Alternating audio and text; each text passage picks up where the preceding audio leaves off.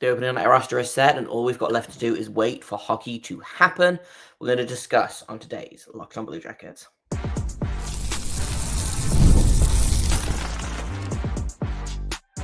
You're Locked On Blue Jackets, your daily podcast on the Columbus Blue Jackets, part of the Locked On Podcast Network, your team every day. Hello and welcome to Locked On Blue Jackets, part of the Locked On Podcast Network, your team every day. I am, as always, your host, Jay Foster, here to give you the good, the bad, and the ugly about your favorite team, and mine, the Columbus Blue Jackets. Before we get things started, I want to thank everyone for making this your first listen of the day every single day. Locked On Blue Jackets is free and available on all podcast platforms and over on YouTube. I also have to let you know that this episode is brought to you by FanDuel. Download the FanDuel app now by visiting FanDuel.com, and with $300 in bonus bets, you have your first $5 bet wins. Let's talk about the opening night roster because it's set.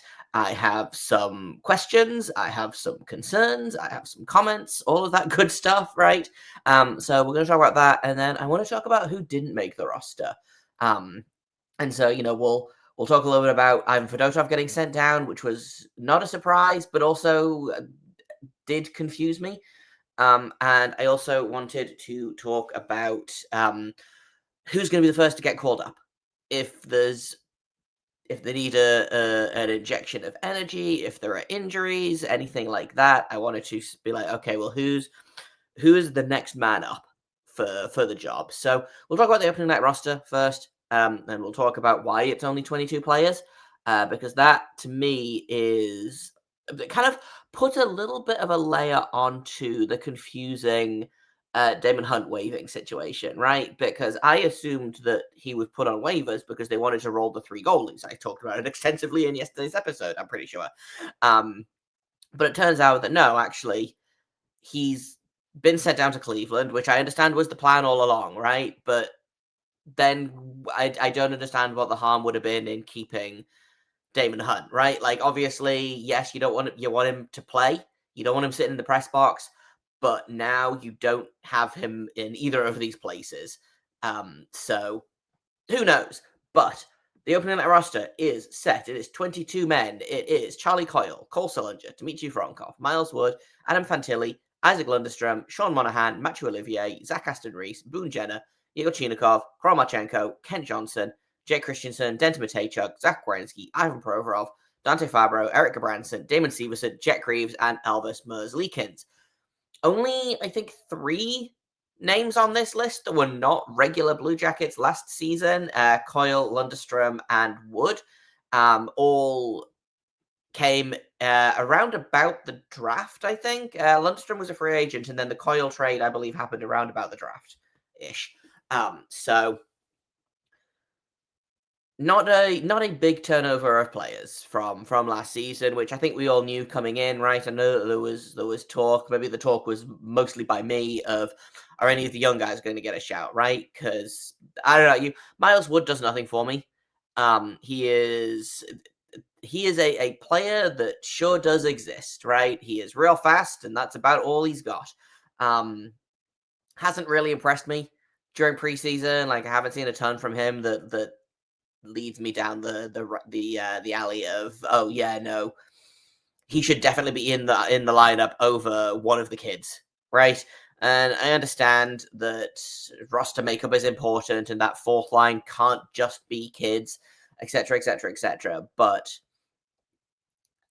I understand, and from what I've heard, guys like Luca Del Babalu is very frustrated to be cut. Frustrated to have to go back to the AHL. I get it. I would be frustrated as well.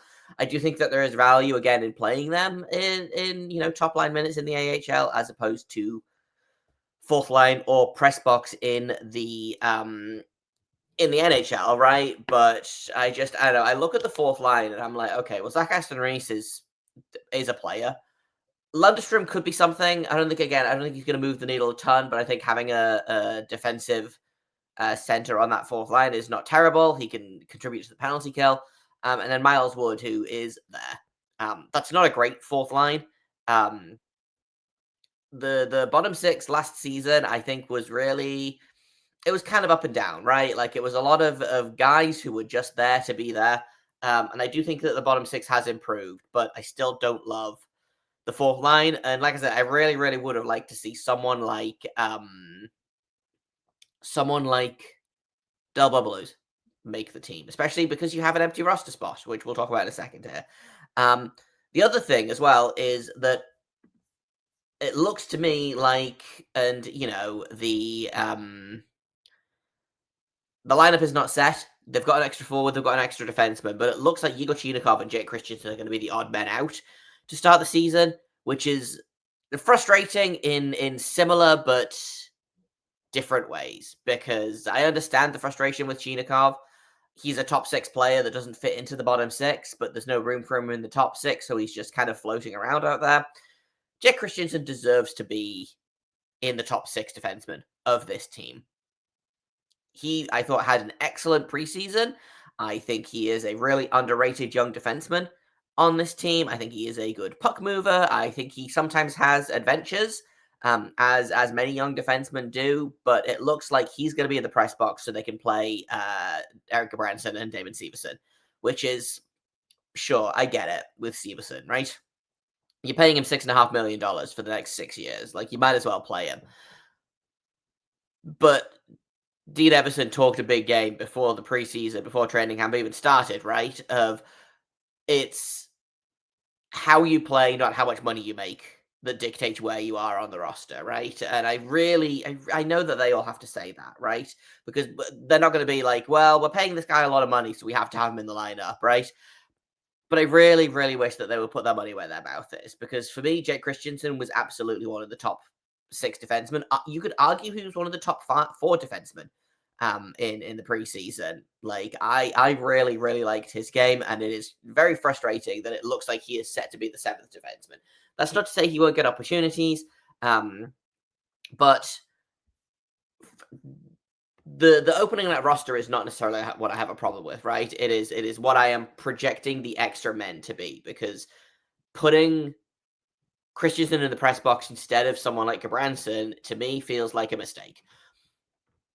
Insisting on that fourth line instead of playing someone like Igor Chinikov feels like a mistake. Chinikov is a better player than any of the fourth line. He's a better player than probably 2 out of the 3 guys on the third line. I don't know what the middle 6 looks like off the top of my head, but like, Chinikov is probably a top 9 forward on this team, right? But he's going to be in the press box, and that's just going to compound the issue. And he's recently swapped agents, so I don't know what's going on there, but I am confused by the choices that are being made with the players they have available to them, I guess is what I'm going to say here. And also, I'm confused as to why they decided, actually, we only need 22 players to start the season, because based on this team's history, someone's going to get injured probably in about the next 48 hours, because this team is cursed and we are not allowed nice things. And so we'll talk about the fact that there's only 22 players on the opening night roster, what that means, why they've done this, and some other questions that I have about it. We'll do that in just a second here at Locked On Blue Jackets. First, I'm going to tell you about Indeed, because you just realized your business needs to hire someone yesterday. But how can you find amazing candidates fast? Easy. Just use Indeed. When it comes to hiring, Indeed is all you need. Stop struggling to get your job post seen on other sites. Indeed Sponsored Jobs puts your post at the top of the page and helps you reach the right candidates faster. I've been in that spot where I needed a job like yesterday. The pressure's on. Every day that you don't have a job is a setback. And that's exactly when Indeed Sponsored Jobs come in handy. They make sure that your post is seen by the right candidates right now. Indeed is the only site that I use when I am unlucky enough to be job hunting. And I can only imagine it is just as good if you are trying to hire someone yourself. Now, you can speed up your hiring process with a $75 sponsored job credit. Just go to Indeed.com/lockedon right now. Support our show by saying you heard about Indeed on this podcast and profit. Terms and conditions apply. Hiring, Indeed is all you need. Welcome back to Locked On Blue Jackets. We've gone through the opening night roster. We've talked a little bit about some of the confusion about the specifics of the roster, but there's only 22 players on this roster, which confused me a lot, because obviously I've spent the last kind of couple of episodes being like, well, they're going to roll with 8 defensemen. Damon Hunt is going to be there. And then when Damon Hunt got waived and then subsequently claimed, I was like, okay, well, they're going to roll with 3 goalies. And it turns out they're not doing that either. So obviously it is not like super unusual for teams to roll with a roster of 22 players. I do think that typically the players that the teams that do that, are teams that have cap space, let's say, or cap issues. But, like, again, looking down at the list of rosters, so the Panthers only have 21 on their roster. The Oilers have 22. The Stars have 21. The Rangers have 22. The Kings have 22. The Senators have 22. The Jets have 22. The Predators, the Canadiens, both 22. And the Blue Jackets have 22. So that's what, like a third-ish of the league does not have the full 23-man roster. So it's not like super out of the realm of normality, right? Like if 2/3 of the league is doing one thing and the third is doing the other thing, like you're in the minority, but it's not like you're the only team doing it. That being said, you have the most cap space out of any of these teams by a lot. You have $14,200,000 ish of cap space. The next team that doesn't have a full 23-man roster are the Canadiens, who only have $5.5 million in cap space. So you have almost $10 million in cap space more than them. So sometimes that's what it is, right? Is that you only roll 21 or 22 players because you don't have the cap space. Like, again, a really good example of this is the Florida Panthers, who are currently $4.5 million over the cap with their active roster of 21. Now, I will say their roster has to be cap compliant, and they can't put anyone on long-term IR until after that. So that, I think, is why there's only 21 players for the Panthers. They'll do some salary cap shenanigans, call some guys up, send some guys down, etc. Put people on LTIR, that kind of thing. When basically as soon as the opening night rosters are submitted, they can then turn around and be like, right, okay, well, long-term IR, call up, send down, etc. Right?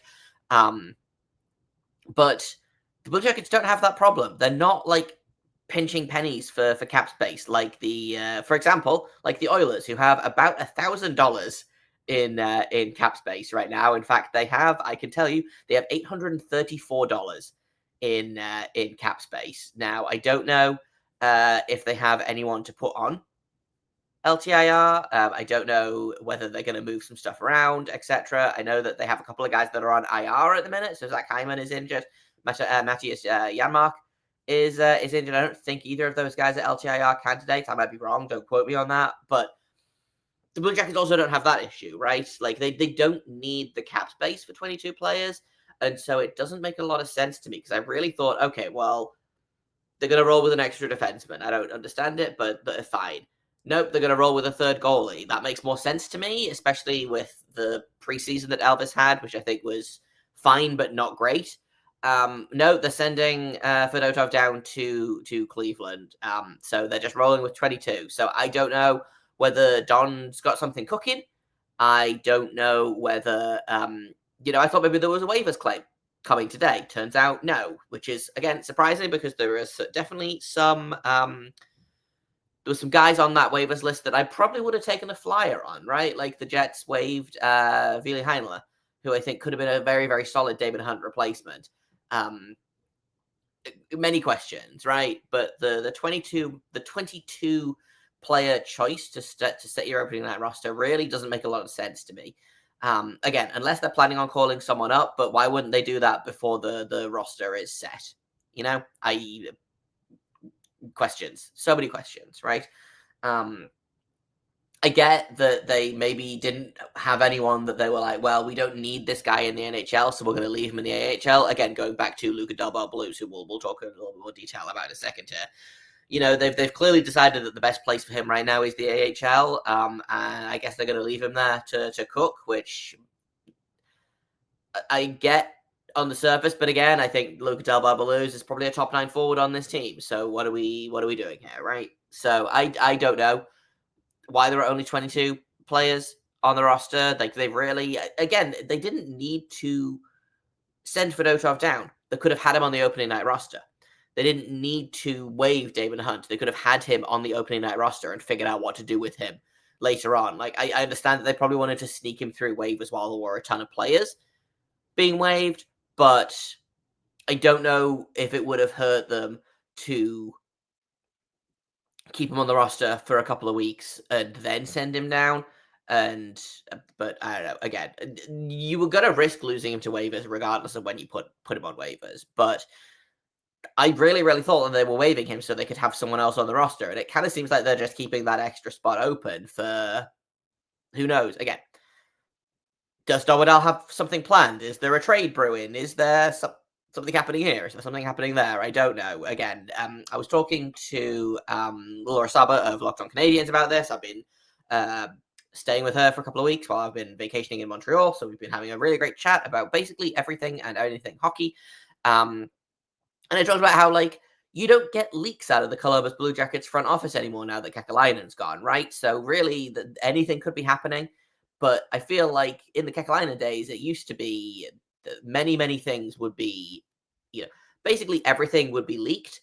I don't know by who, but since Don Waddell took over, there have been way fewer leaks in the Blue Jackets office. So I really have no idea. They could be planning a call-up. They could be planning, again, like, they could be waiting for a waivers claim. Obviously, they kind of struck gold with Dante Fabro last year, but that to me feels that's the exception, not the rule, right? I don't think they're going to get another Dante Fabro on waivers unless something really, really crazy happens, right? But I guess this is the team that they're rolling with, and they were like, well, there's no point having an extra guy.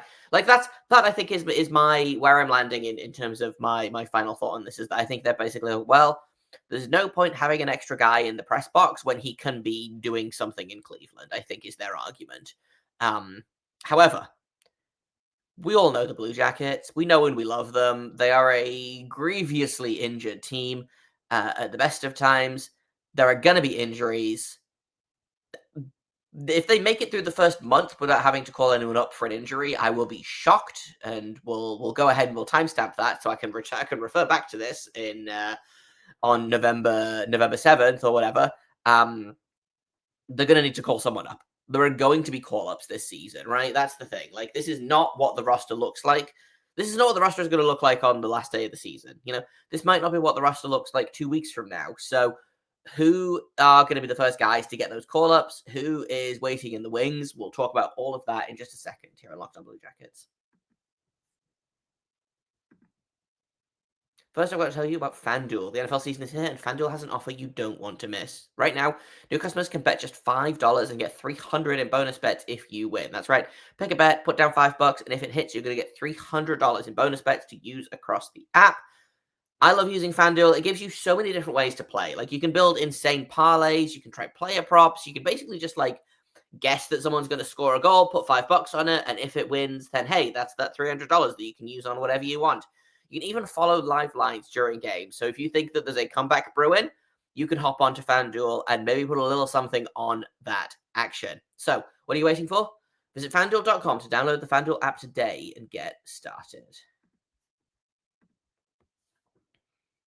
Welcome back to Locked On Blue Jackets. We've talked about the 22-man roster. We've talked about why it's a 22-man roster. So let's talk about the next man up. Who are going to be the guys that, again, if there's injuries, because there's always injuries, if they want to mix things up, if someone starts flagging, if someone starts struggling, like, who's going to get the call, right? And the first one, obviously, is Ivan Fedotov, right? I do think Elvis is on a very, very short leash, even with their decision to only carry 2 goalies for the beginning of the season.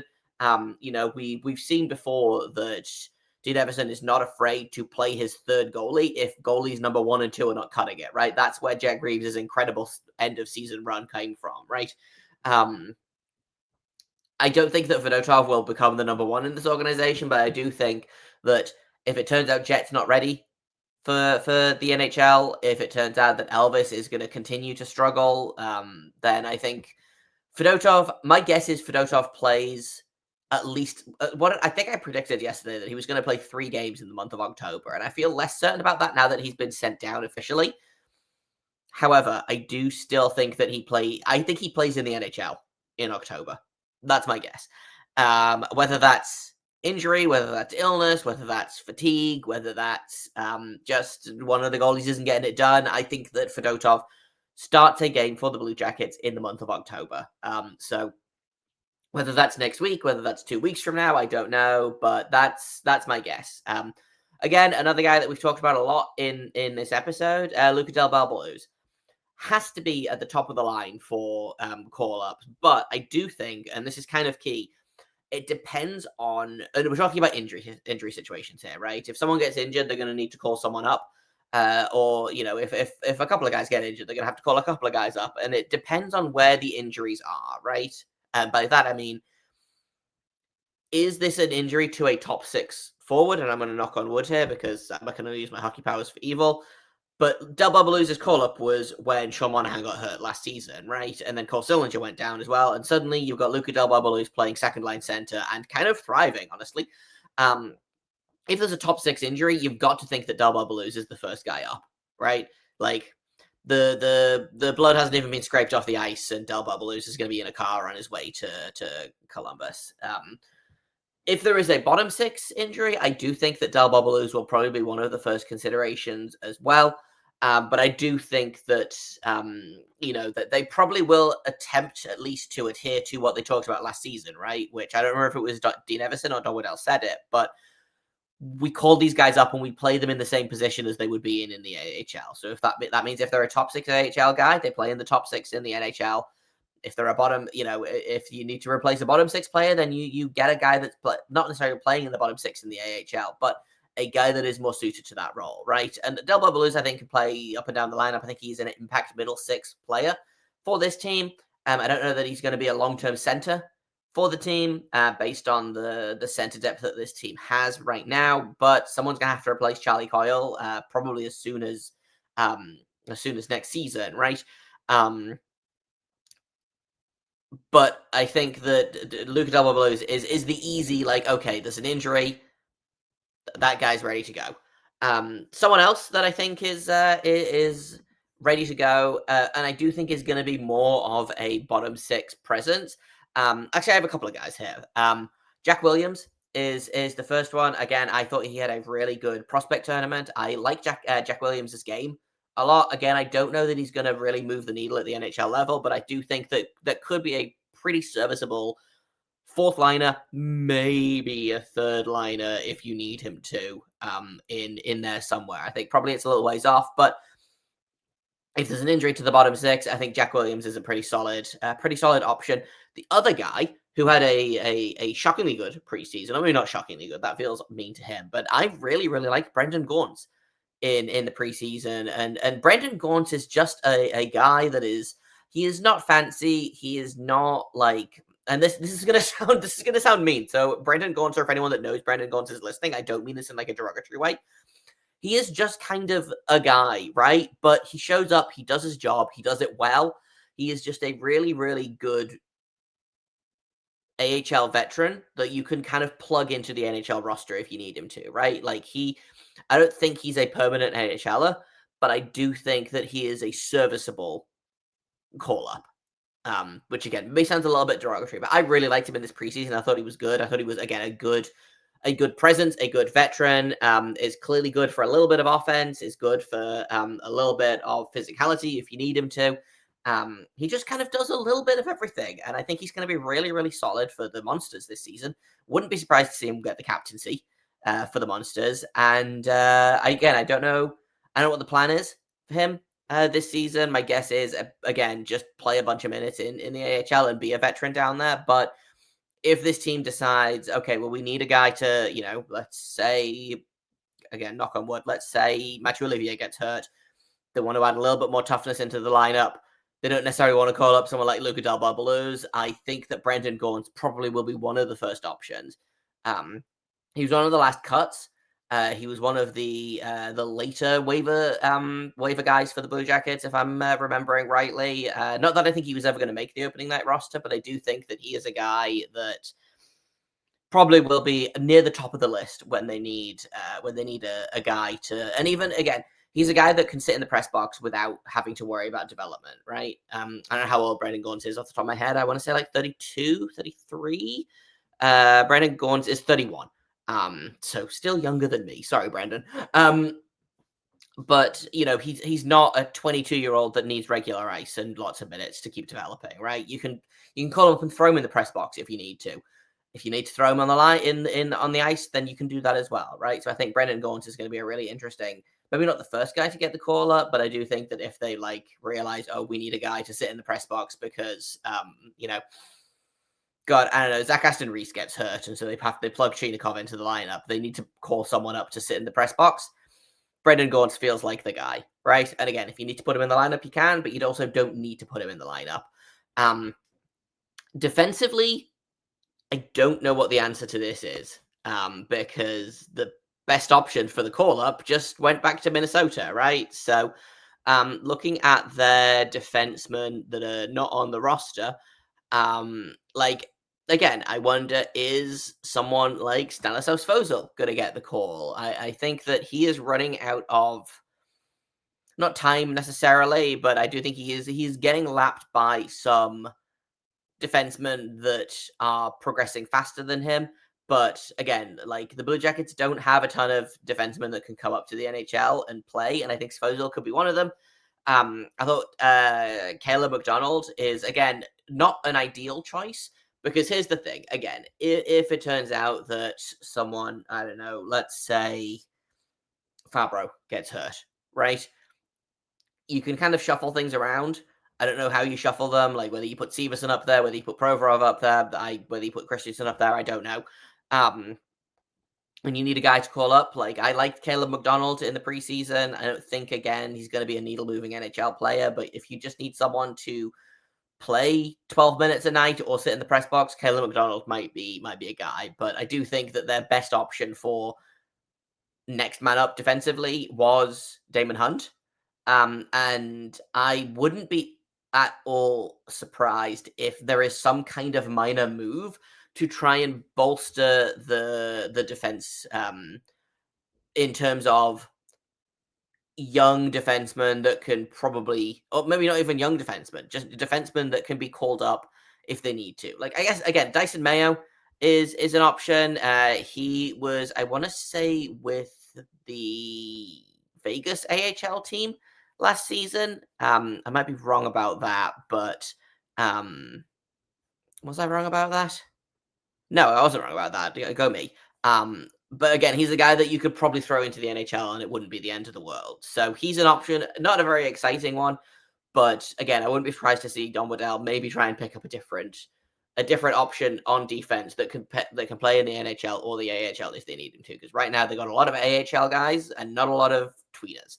So those are just my thoughts on who's going to be the first guy to get the call up. Because again, this team is cursed and will require extra players at some point. Hopefully not cursed as previous seasons, but still definitely cursed, right? But that's kind of what I've got for today. Tomorrow we'll have a brand new episode. We'll talk a little bit about the season that's about to happen. We'll do some predictions. We'll have some fun with it, I think. Thank you for listening to this episode, for making it your first listen of the day every single day. Locked On Blue Jackets is free and available on all podcast platforms and over on YouTube. I have been Jay Foster. You can find me on Twitter. You can find me on Blue Sky at JAKOBFORSTER. You can find the show on Twitter at LO_Blue Jackets. If you have comments, questions, criticisms, you can email me at lockedonbluejackets@gmail.com. Thank you once again for listening, and until tomorrow, make sure you stay locked on.